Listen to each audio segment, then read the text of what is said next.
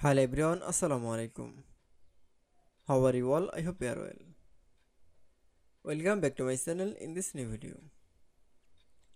Today's video, how to change border color text box in Google Sheets. So let's started. At first open your document. Now change border color in text box. Now click on the text box option. Now click for the three dot option. Then click on the edit option. Then change border color. Now click for the border color option.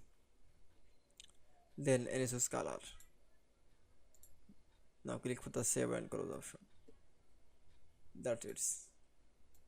Then we showed it says border color text box in Google Sheets. I hope to enjoy the video. Please like, comment, share and subscribe my channel. Thanks for watching.